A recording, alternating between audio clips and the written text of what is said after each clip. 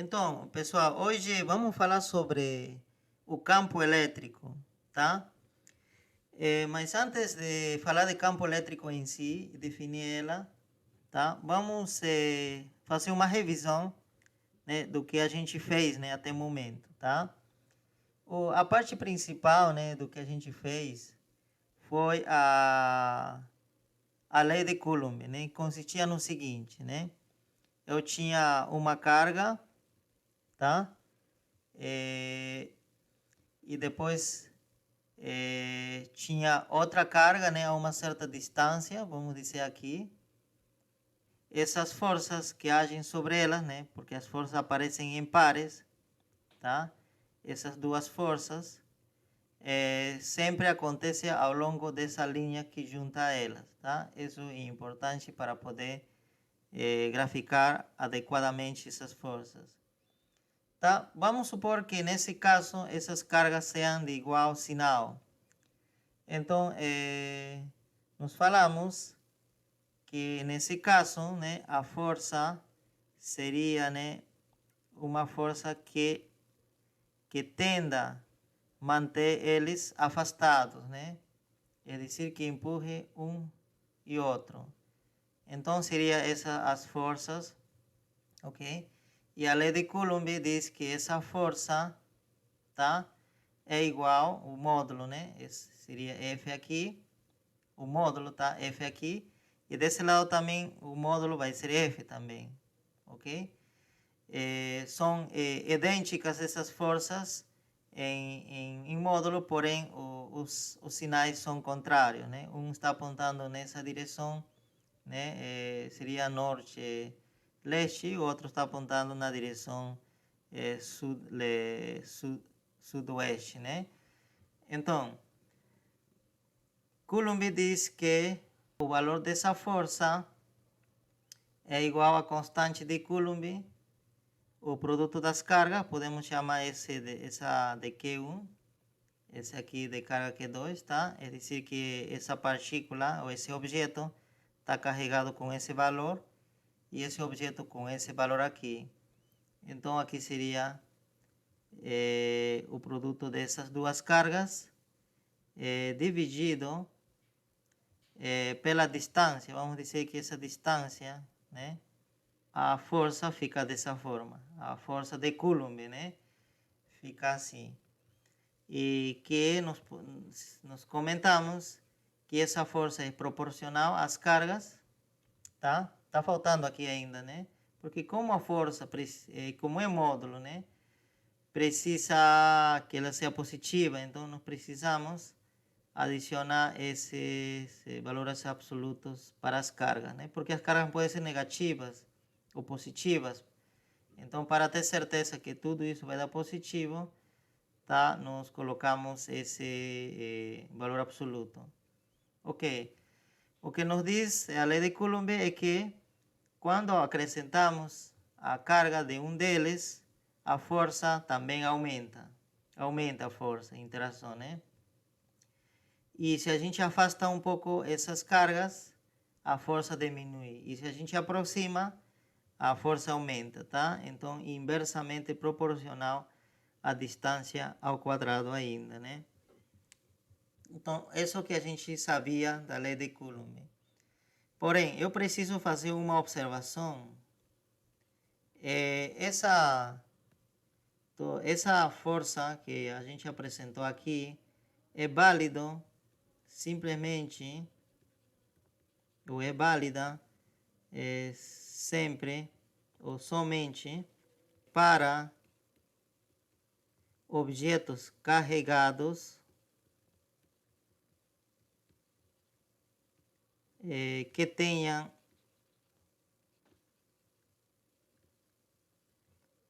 diâmetros pequenos em comparação com D, com a distância que os separa.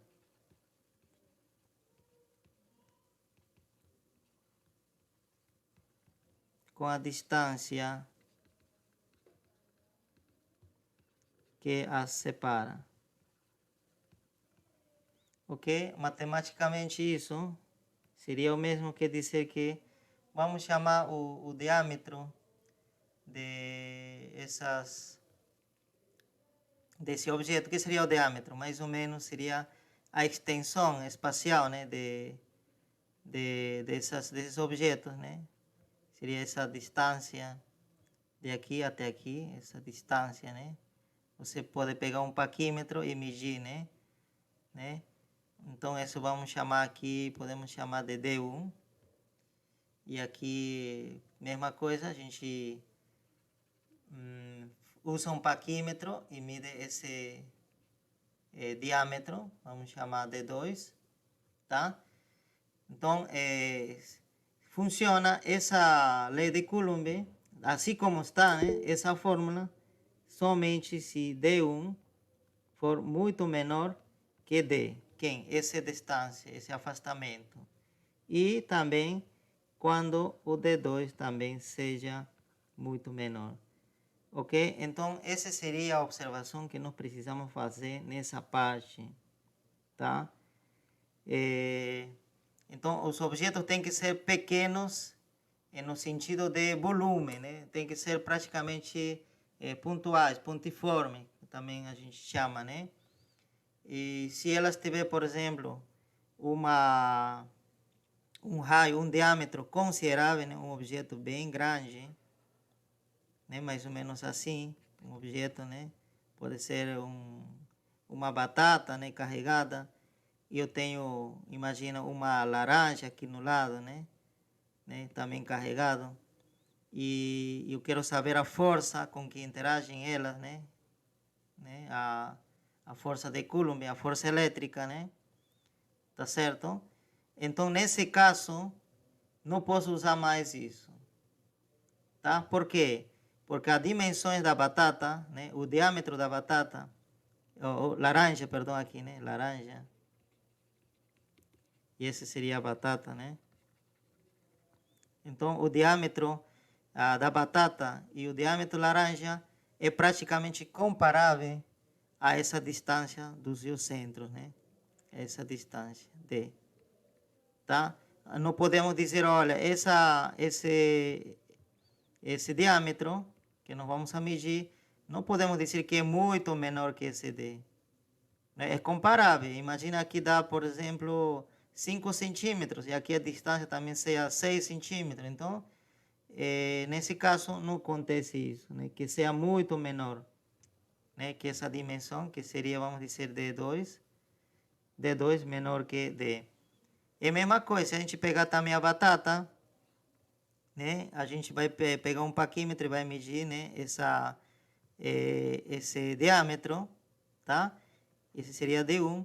E aqui até poderia ser o D1, poderia ser maior que essa distância que separa os centros desses objetos. Então, não se está cumprindo isso daqui. Então, como não se cumpre isso, também a fórmula não vai ser isso mais.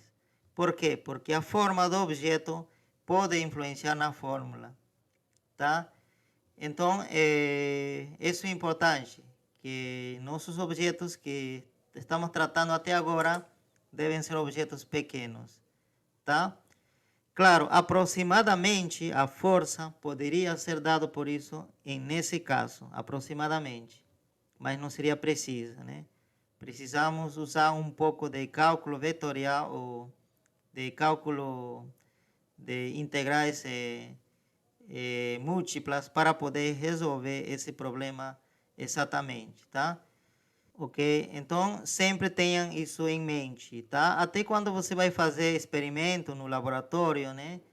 E com certeza, né? Se o professor dizer, olha, quero que você demonstre essa lei de Coulomb, então você não vai pegar objetos muito grandes, tá? Para fazer esse experimento se você quer demonstrar isso. Tem que pegar objetos pequenos, né? De rádio, diâmetros pequenos, tá? E afastar um pouco, né? De modo que esse afastamento, se esse afastamento for muito maior que esses diâmetros, então esse aqui vai funcionar bem, tá? Se você aproximar muito também e praticamente essa distância for comparável, né, com os diâmetros, aí pode dar resultado que não vai se cumprir dessa forma, tá? Pode ser aproximadamente, mas não vai ser exato, né? Aí vai dar um erro, né? Que a gente chama de erro experimental, tá? Seria isso, né? A dica para ter sucesso, né? Com os experimentos. Ok, pessoal. Então, vamos falar um pouco mais da lei de Coulomb.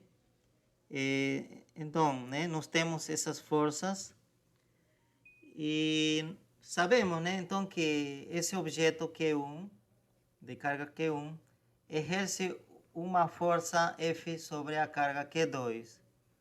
A pergunta que nasceu depois disso, depois que formulou Coulomb essa lei, foi o seguinte: mas como poderia interagir esses objetos à distância? A pergunta é como essa carga Q2 sabe que essa carga Q1 está aqui, e para poder interagir, né? Como se comunicam essas cargas, né? Porque entre Q1 e Q2 não existe nada, é um vácuo, né? Então, o que estaria empurrando essa carga Q2? Se não tem nada aqui, o que estaria empurrando para lá? É a mesma coisa, né? Para essa carga Q1. O que estaria empurrando nessa direção? Tá? Então, foi uma pergunta que se fizeram, né? E teve tentativas de justificar isso, tá? Então, quem se perguntou sobre isso também foi esse senhor aqui, Michael Faraday.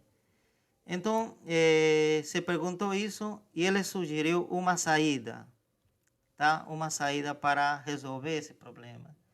Então, justamente ele introduz o conceito de campo elétrico, tá? Que vamos simbolizar daqui em diante com a letra E. Ele é um vetor também, tá? É um campo vetorial. Então, ele sugere o seguinte: quando eu tenho uma carga, tá? Quando eu tenho uma carga, essa aqui, vamos dizer, vamos chamar de carga positiva, tá? Só para ter uma ideia. E então, essa carga que está aqui, ela vai gerar um campo a seu entorno, tá certo? Diz, vai modificar as propriedades do seu entorno, tá? O seu entorno já não vai ser o mesmo. Então, ele diz que ao aparecer essa carga, então no seu entorno vai se formando um conjunto de vetores, mais ou menos assim, né? Assim se cria, né? Esses vetores são invisíveis, né? Então, mas vai aparecendo esse conjunto de vetores a seu redor, né? Nesse lado, também em todas as direções aparecem. E se a carga é positiva, esses vetores são saintes, né? E estão irradiando, né? Tá? Apontando, né, na direção em que os afasta. Tá? Então, em cada ponto vai existir um vetor. E quando for mais próximo, o vetor é mais comprido, né? Quando se afasta, o vetor é um pouquinho menor. Tá certo? Então, lá longe, o vetor é pequenininho. Ok? Então, aqui eu precisaria desenhar um pouco maior aqui, né? E assim, né? Um pouco maior. E aqui seria pequeno, né? À medida que se afasta, né, da carga, esses vetores devem diminuir de tamanho, tá? Mas a direção desses vetores, por exemplo, se vou em uma certa determinada direção, a direção vai permanecer a mesma, tá? Sempre será sainte, tá? Ok, então esse que foi proposto por Faraday, pois senhor aqui, podia justificar da seguinte forma a aparição dessa força. Então, o que está acontecendo com carga 2, tá certo? Seria o seguinte: ele estaria interagindo, né? Se comunicando com essa carga Q1 através desses vetores que está aqui, tá? E a força e esse empurrão que vai receber essa carga Q2 seria, na verdade, um empurrão que recebe por esse, né? Por esse vetor, tá? Então, esse vetor que estaria empurrando ela, né? Ok? Então, justamente esses vetores que a gente vai chamar de campo elétrico, tá? Então, nesse ponto, onde está a carga Q2, também com certeza deve existir um campo elétrico, né? Podemos representar dessa forma. Claro, aqui, se for coerente com o gráfico que eu fiz, deve ser pequeno, né? Mais ou menos assim, tá? Deve ser pequeno então existe esse campo aí. Então, essa carga Q2 não interage diretamente com carga Q1, sino interage com esse campo, tá? Então, esse campo que está empurrando essa carga, né, nessa direção, tá?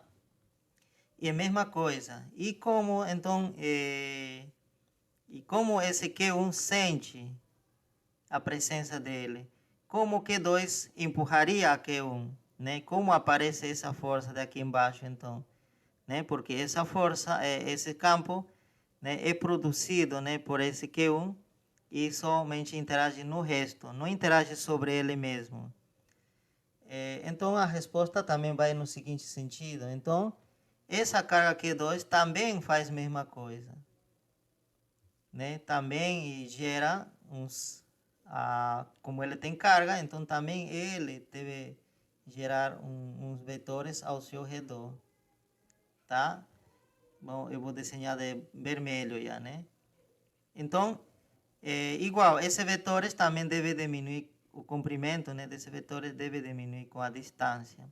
Então, quando chega aqui também já deve ser um vetor pequeno, que está mais longe, né? Ok, mas existe. Então, também esse aqui seria o campo produzido pela carga 2. Então, eu posso chamar de E2. E esse aqui seria E1, né, produzido pelo campo, o campo produzido pela carga Q1. Ok, então, essa força que está aqui seria, então, produto de E2, tá? O E2 que está interagindo com essa carga Q1. Então, seria a justificativa, seria isso. E também, né, esse campo que vamos chamar agora E2, esse aqui seria não, E1, e esse aqui seria E2, essas também interagem entre elas e, na verdade, elas se deformam. O campo nessa parte em que elas se encontram se deforma. Essa direção muda um pouco, devido a que elas interagem também entre si. Tá? Ok. Seria isso, né, em relação ao campo elétrico, tá? É mais ou menos isso que pensou Faraday, tá? E com isso resolveu esse problema de dizer que como que elas se comunicam. Então a gente já pode dizer agora, né? A carga Q1 e a carga Q2, elas se comunicam através do campo elétrico, né? Ele é o intermediário, né? Tá? As cargas produzem, né, os campos e essa seria os que transmitem essas forças de interação, né? E aí aparece a lei de Coulomb, tá? Então, e qual seria a fórmula para calcular o campo, né? Então a gente já vai mais no detalhe. Então imagina que nós temos uma carga aqui, tá? E nós queremos calcular o campo nesse ponto, tá? Lembrem que para que apareça campo, não é necessário que apareça duas cargas. É simplesmente necessário que apareça uma. Aparecendo uma carga, que eu vou chamar de Q, simplesmente aqui, ao seu redor, já aparece o campo. Imagina nesse ponto, já existirá um campo assim, vamos dizer. Um campo assim. Ok? Então, é importante. Claro, para que apareça força, sim, é necessário que existam duas cargas. É necessário, né? Porque tem que um ocasiona a força e outro sofre a força, né? Então, mas aqui não. Para determinar o campo elétrico, basta ter uma carga. Então, vamos dizer que essa carga seja Q1, que mesmo, né? Então, eu quero saber agora quanto vale o campo aqui. Quanto deveria ser. Então, para isso, a gente vai pegar uma linha que parte da carga e vai levar até o ponto onde quero calcular o campo, tá? Esse ponto eu vou chamar simplesmente de P, tá? Ok, então o campo nesse ponto P, eu posso chamar simplesmente assim o campo no ponto P, será igual, tá, a constante de Coulomb multiplicado pela carga que origina esse campo, dividido por essa distância, né, da carga até o ponto, que podemos continuar chamando de D agora, tá? O R eu acho que é melhor, apropriado, R ao quadrado, é dizer, bem parecido à lei de Coulomb, só que não aparece a outra carga porque o campo é produzido unicamente por uma, né? Nesse caso, é dizer, já uma carga produz campo, tá? E então não precisa aparecer a outra carga, só tem essa. E como é vetor, então ela precisa ter um vetor que eu vou representar por Rzinho. Esse Rzinho quem vai ser? Vai ser um vetor unitário que começa na carga e aponta até o ponto. Então seria um vetorzinho assim, tá? Um vetorzinho assim. Então seria isso, a fórmula para calcular o campo elétrico, tá? E o módulo seria fácil de determinar a partir daí, né? Tá? O módulo seria o seguinte, tá? Então eu tenho aqui um escalar, né? Essa parte é escalar, não? E essa parte é vetorial, né? Então seria o valor absoluto dessa parte escalar, tá? Então seria assim, r quadrado e o módulo da parte vetorial. Então, já o módulo, a gente já pode representar esse módulo que está aqui simplesmente como E em P, né? Não vai mudar esse ponto para fazer referência que estamos calculando o campo aqui. Porque se for outro lugar, já vai mudar, né? Tá? Já não seria R, né? Talvez seria outro valor, né? Ok? Então, seria assim. Aqui nós sabemos que a constante elétrica é positivo, a distância também é positivo e ao quadrado ainda é positivo, então elas podem sair. A única que eu não tenho certeza é a carga, que pode ser positiva ou pode ser negativa. Então, nesse caso, permanece com valor absoluto, tá? Para que o módulo sempre fique positivo. E o módulo de um vetor unitário, esse aqui unitário, é sempre 1. Então, multiplicar por 1, o módulo fica esse resultado, tá? Então, esse seria o módulo do campo elétrico, tá? E, novamente, essa fórmula também é válida para que, quando as dimensões desse objeto, dessa carga, sejam pequenas, né? Esse vamos chamar de, aqui podemos chamar de diâmetro, né? D, esse aqui, válido, se o diâmetro da carga que produz esse campo seja muito menor que o R, tá? Então também nós precisamos fazer essa observação. Se for cargas bem maiores, essa pode ser mudada, tá? Precisamos mudar isso, calcular de outra forma. Ok. Então, não sei se vocês têm alguma pergunta até aí, pessoal. O P, professor, que o senhor coloca aí, vetor, né? Aí o P é só a representação da fórmula, no caso, né? E no, o P simplesmente seria para indicar onde estou calculando o campo. Ah, tá, ok, obrigado. Aham, em que ponto, né? Agora vamos ajeitar, né, a fórmula do campo elétrico, né? Que foi dado da seguinte forma, né? Era o campo elétrico, né? Em algum ponto P, vamos dizer aqui, P, era igual a constante de Coulomb.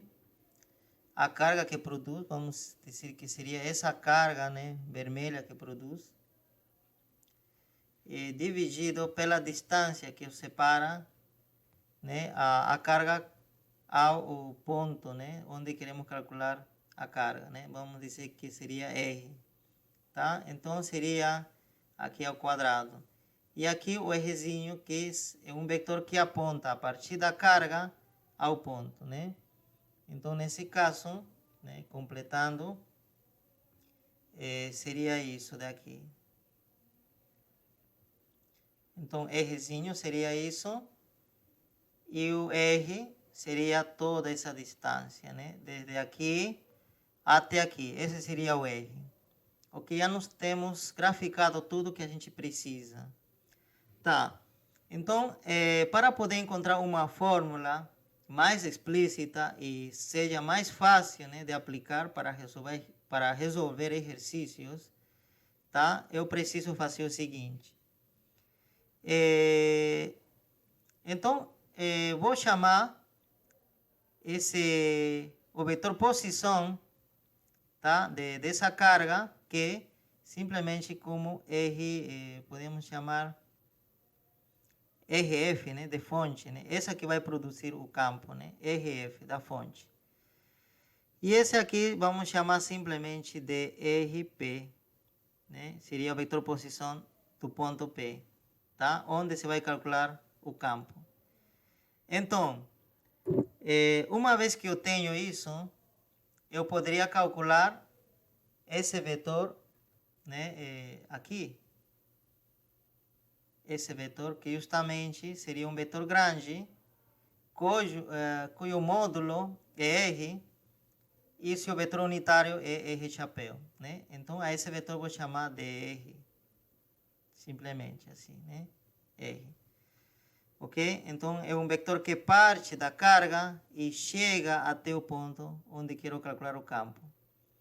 Nós falamos o seguinte, né? Nós já falamos na parte de lei de Coulomb vetorial que se eu somar, imagina que você está aqui e você andar nessa direção com, né, esse vetor, depois andar esse vermelho é a mesma coisa que você ido por essa direção azul.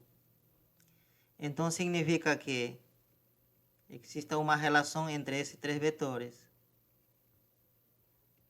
tá? Então nós descobrimos isso, né, da figura, né? Que RF, se você acrescentar o R, é a mesma coisa que o azul, tá? Então é isso que eu escrevi aqui. Mas eu quero isolar R. Então o R seria que RP e esse R da fonte que vai produzir, né, o campo. Então tá. Então vamos explicitar isso. Seria vetor posição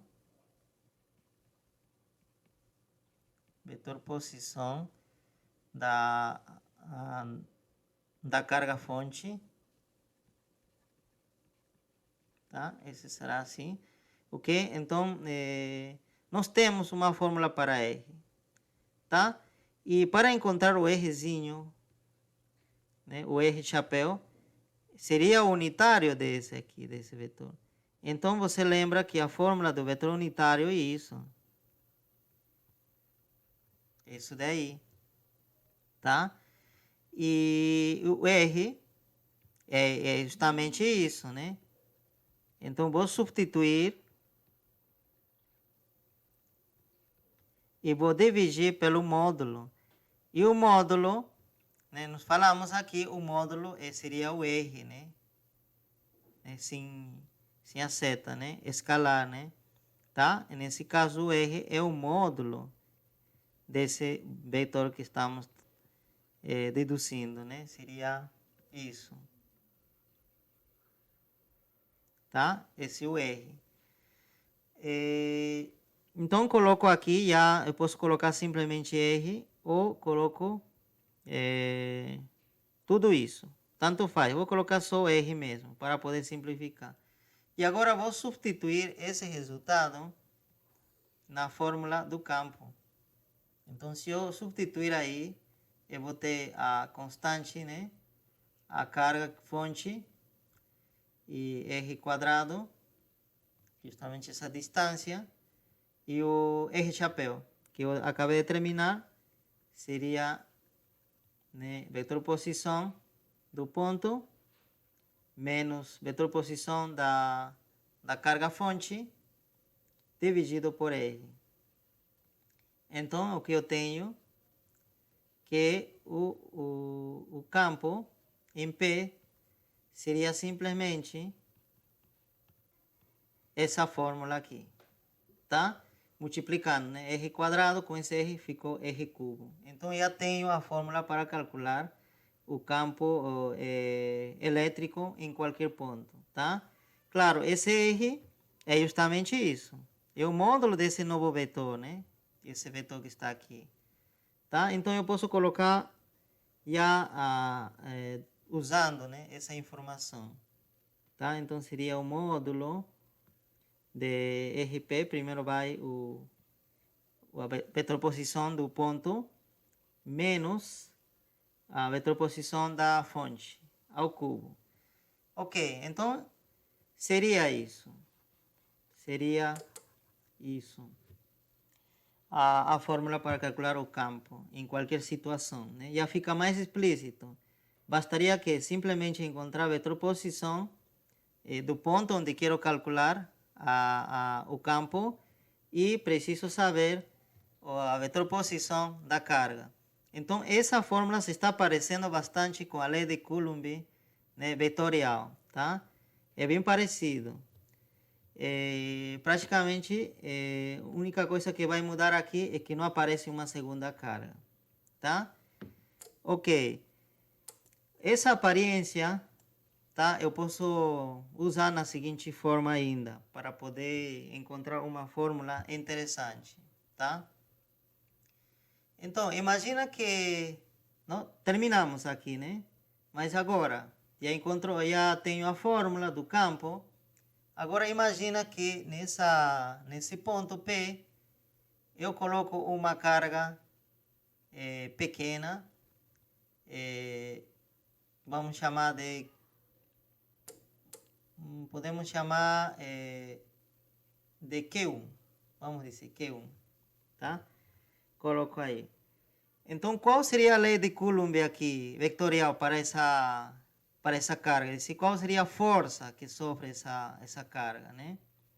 Segundo a lei de Coulomb vetorial, tá? Vamos baixar um pouco isso aqui. Lei de Coulomb vetorial me diz o seguinte, que a força que vai sofrer que eu vou simplesmente chamar F1, né? A força que sofre essa carga Q1, devido, né, a esse Q, seria, não, nós falamos isso, constante de Coulomb, a carga, um produto das cargas, Q1, e que mais seria a vetorposição de quem sofre, que seria RP. Você notou que o ponto coincide, que o ponto P coincide justamente com a posição da carga Q1. Por isso que eu posso dizer que a vetorposição da carga Q1 é a mesma que a vetorposição do ponto P. Tá? Porque coincide, porque a carga Q1 está no mesmo ponto. Tá? Está justamente no ponto P, na verdade, né? Então, eu posso fazer isso, continuar RP menos R fonte, né? Quem seria? O R da carga Q, que produz a força, né? Seria RF. Dividido pelo módulo, né? Dessa parte vetorial ao cubo, né? Ok, então já tenho a fórmula, né? Para calcular a força, né? Que dado pela lei de Coulomb vetorial. Mas aqui vem uma coisa interessante. Se eu passar esse Q1 fora, eu posso fazer isso, colocar aqui de fora, assim, multiplicando por lado esquerdo, perdão, né? Pelo lado esquerdo aqui. Tiro daqui e coloco nesse lado, multiplicar por final. E deixo aqui mesmo assim. Deixo aqui, tá? Então, levei para aqui, né? Então, já está, ao resultado vai multiplicar por Q1, que vai dar a mesma coisa, tá? Existe uma propriedade comutativa, né? Então, simplesmente trocou de lugar. Então, nesse caso, eu posso verificar que essa parte que está aqui, essa parte, né? É justamente o campo. Tá vendo, né? Se você compara aqui, é justamente o campo. Então, isso faz, reconhecer isso faz que calcular a força de Coulomb, a força elétrica, seja já mais simples de calcular. Claro, se você conhece o campo, né? Então, simplesmente seria tudo isso igual a campo, tá certo? Né? No ponto P, multiplicado pela carga simplesmente, tá? Então, essa fórmula é extremadamente importante, a gente vai usar bastante, tá? Então, aqui eu não preciso colocar mais P, simplesmente posso dizer E simplesmente e vai multiplicar Q1. Mas, claro, eu faço uma aclaração e aqui tirei esse P, né, que tinha aqui, falo o seguinte: campo determinado na posição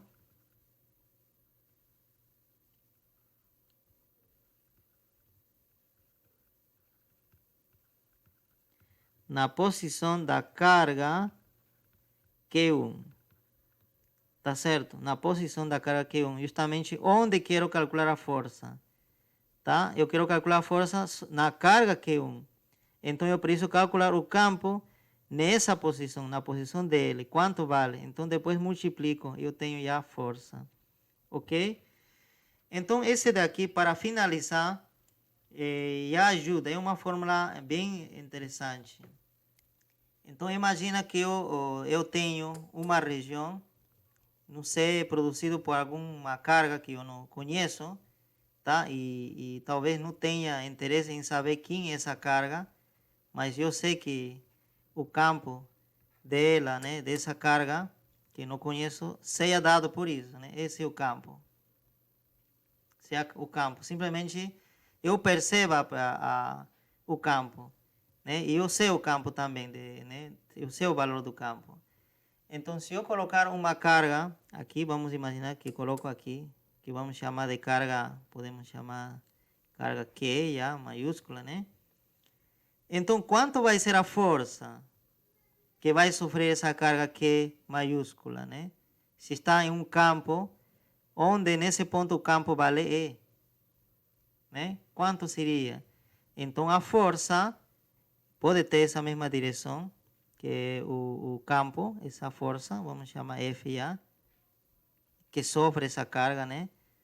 Então, essa força será igual a o campo que está nesse ponto, o valor do campo nesse ponto, multiplicado pela carga. Que justamente, né? Eu estou usando já essa fórmula. Ok? Então, quando uso essa fórmula, já não me pergunto quem produziu esse campo. Simplesmente uso o campo que está nesse ponto. Tá? Eu não me interesso mais saber quem produziu esse campo. Não me interessa mais saber isso. Tá? Mas quando você usa a lei de Coulomb, né, que é justamente isso, aí você precisaria saber ainda, né, quanto é a carga, a que distância está essa carga, né, para poder calcular a força. Mas nesse caso não. Se você já tem o campo e é dado, né, essa informação, né, você tem talvez um aparelho que consiga medir o campo, né, nesse ponto, então a força é simplesmente dado por essa fórmula, tá? Basta multiplicar o campo pela carga que você colocou nesse ponto, tá? Então seria isso, né? E outra coisa, tá? Outra coisa para finalizar a aula seria, se pode acontecer duas possibilidades. Se carga for maior que zero, se Q for maior que zero, significa que se o campo está apontando nessa direção, vamos dizer que o campo nesse ponto, né, está apontando nessa direção. Se eu colocar essa carga de valor positivo, né, aqui, né, carga Q, então a força que ele vai sofrer, essa força F, vai ter a mesma direção que esse campo, a mesma direção, tá? Mesma direção, tá? Então vamos formar um ângulo zero, né? A única coisa que pode mudar é o módulo. Claro, essa força pode ser pequena, dependendo da magnitude, né, da carga, né? Quando for bem maior, a força pode ser bem maior, mas a carga quando for pequena pode ser bem pequenininha essa força, tá? Então, é isso, né? Então, é importante, se a carga for positiva, como nesse caso, então o campo, ou perdão, a força, né, terá a mesma direção que o campo nesse ponto. Terá a mesma direção. Mas existe a segunda possibilidade. Se a carga for negativa, tá? Negativa, né? Então, meu campo está, né, apontando para a direita, né? Imagina que o campo não muda nada, mas agora coloco uma carga negativa nesse ponto mesmo. Então, ela já não vai apontar na mesma direção do campo, senão ela vai apontar na direção contrária. A força, né? Vai apontar na direção contrária. Tá certo? Ok? Então, o campo, depois a gente vai entender como se fosse uma corrente, né? Que está levando as cargas, que pode levar as cargas. E se a carga for positiva, então ela segue a corrente, né? Ela vai seguir a corrente. Mas se a carga for negativa, ela vai em contra da corrente, né? Ela na verdade, né, é puxado em contra dessa corrente, campo, né? Ok?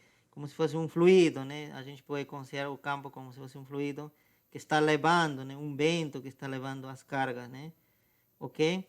Então, se for positivo, ela arrasta na mesma direção do campo. Mas se a carga for negativa, né? Ela arrasta no sentido contrário, né? Ao campo. Ok, pessoal. Então, aqui, exercício, né? Então, o exercício consiste no seguinte, pessoal. Eu tenho duas cargas, Q1 e Q2. A carga Q1 está à esquerda, a unidades. A é a distância, tá, pessoal? Distância, é desse positivo. Só que a posição dessa carga seria, né, x1 seria menos a, tá?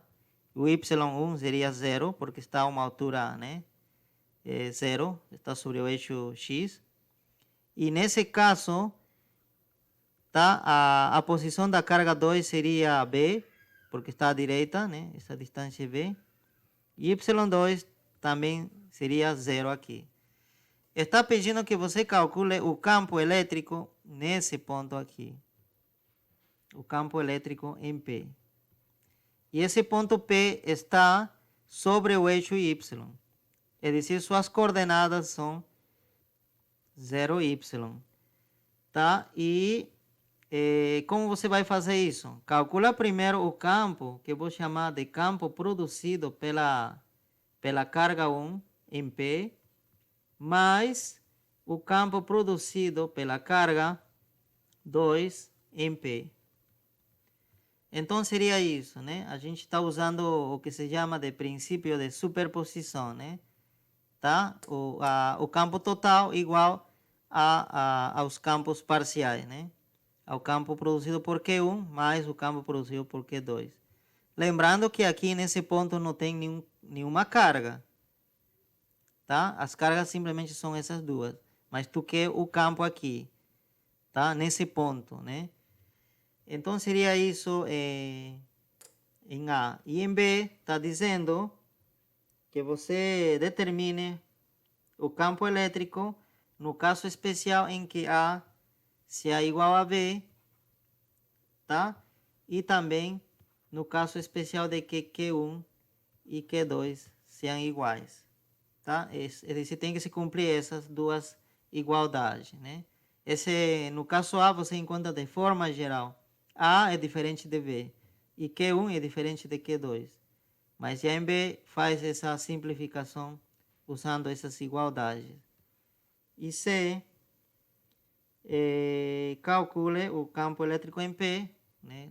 Calcule novamente o campo elétrico. Aqui também era o campo elétrico, né, que você precisa determinar. E aqui também, nos três, é o campo elétrico que você precisa determinar. Só que nesse caso, você vai fazer o seguinte. Q1 vai ser menos Q2, tá? E A né? Vamos manter essa ordem do primeiro. A vai ser igual a V e Q1 vai ser igual a menos Q2.